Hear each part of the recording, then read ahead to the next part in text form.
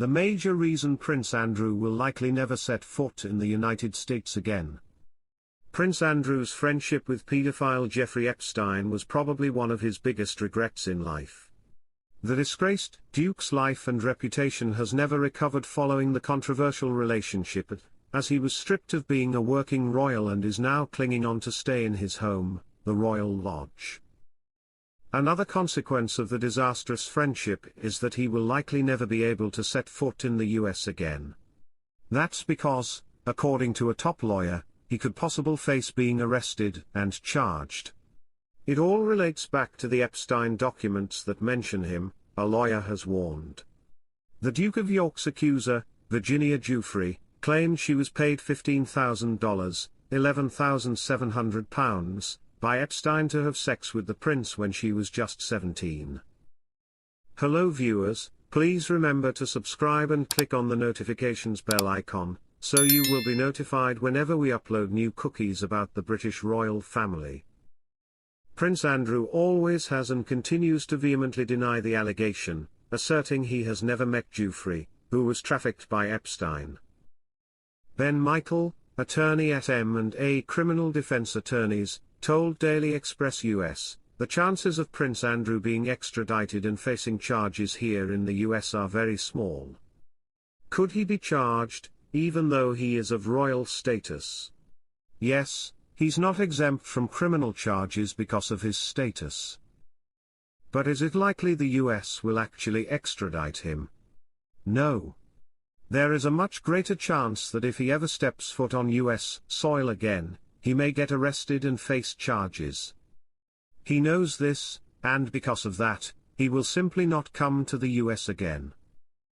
However, Spencer T. Couvin, Esquire, BCS, a board-certified civil trial attorney with Gold Law, who represented 9 of Epstein's victims, believes Andrew cannot be extradited for 2 reasons: the victim would need to want to prosecute, and Andrew had diplomatic immunity at the time as he was still a diplomat.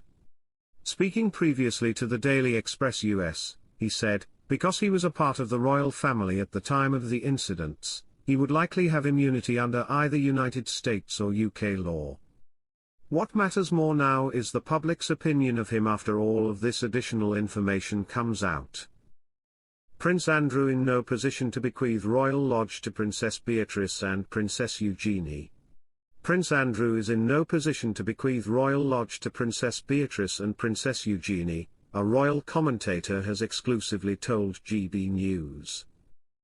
The Duke of York, 64, has a lease with the Crown Estate to stay in the house until 2078.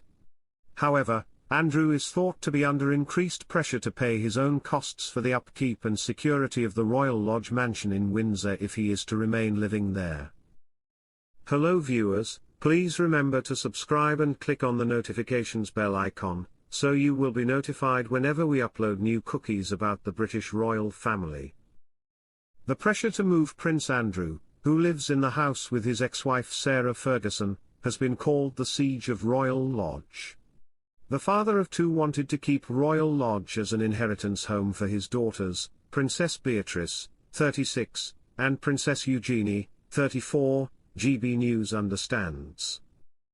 But the former working royal, who stepped down from public duties in 2019, is under increased pressure from his brother King Charles to move into a smaller home with less expensive upkeep. Beatrice and Eugenie are thought to already have an inheritance home through their mother, the Duchess of York, who purchased a £4 million home in Mayfair in 2022. Gareth Russell, a royal commentator, spoke exclusively to GB News to explain why it's becoming increasingly unlikely for Royal Lodge to remain a future inheritance home for the Princesses of York. He said, in theory, had everything gone the way Prince Andrew had hoped, there would have been possibly 2 inheritance homes for his daughters. But it's incredibly unlikely that that will be the fate for Royal Lodge. Maybe Mayfair is the alternative inheritance home given that Royal Lodge might not be Andrew's for the remainder of his life, much less something he's in any position to bequeath to his daughters. Andrew is thought to be reluctant to move out of Royal Lodge to the smaller property Frogmore Cottage, once used by the Duke and Duchess of Sussex. If the Duke moved out, it has been suggested that the historic Royal Lodge could be used as a commercial asset by the Crown Estate. Prince Andrew's lease on the property began in August 2003, the year following the death of its previous occupant, the Queen Mother. The Duke had approached the Crown Estate about acquiring the lease. Renting it to Prince Andrew as a paying tenant was seen by Queen Elizabeth II as financially preferable to using it as a grace and favour residence for the royal family. The drama surrounding Royal Lodge comes as a new Amazon Prime series is set to be released next week about Andrew's 2019 Newsnight interview. This is set to reignite questions about the Duke's links to sex offender Jeffrey Epstein. That said, Sarah Ferguson's Mayfair home does not solve the Prince Andrew problem. Sarah Ferguson's Mayfair home does not solve the Prince Andrew problem, according to a royal commentator who spoke exclusively to GB News. The Duchess of York's empty £4 million central London home has sparked questions about whether the Duke and Duchess could move from Royal Lodge amid a row with King Charles.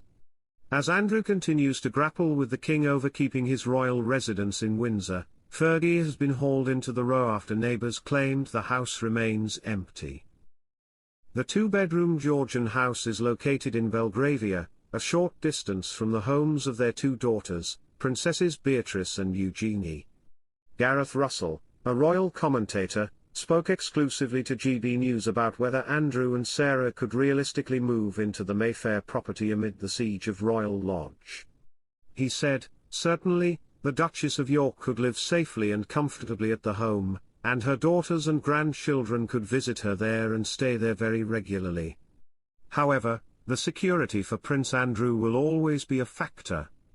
Moving someone like Prince Andrew, who is a brother of the monarch and also a very controversial public figure, into a private residence in the centre of one of the busiest cities in the world, is not something that can feasibly be undertaken unless there is a security presence there.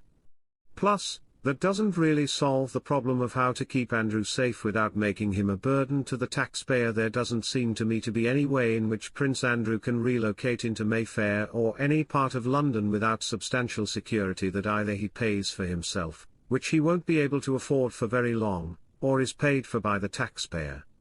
And whatever one thinks of Prince Andrew, certainly, he is an immensely controversial figure.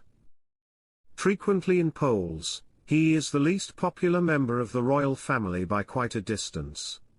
Russell argued that the only logical place to move the Duke of York is to Frogmore Cottage, the former UK base of Prince Harry and Meghan Markle. He added, "Prince Andrew is also the brother of the sovereign, and as a result, he will be a target of terrorist threats and kidnapping, which is why the safest thing for him to do is to go into Frogmore, because it's within the Windsor Security Court, which means that it is within an area of Crown land that is already protected by security."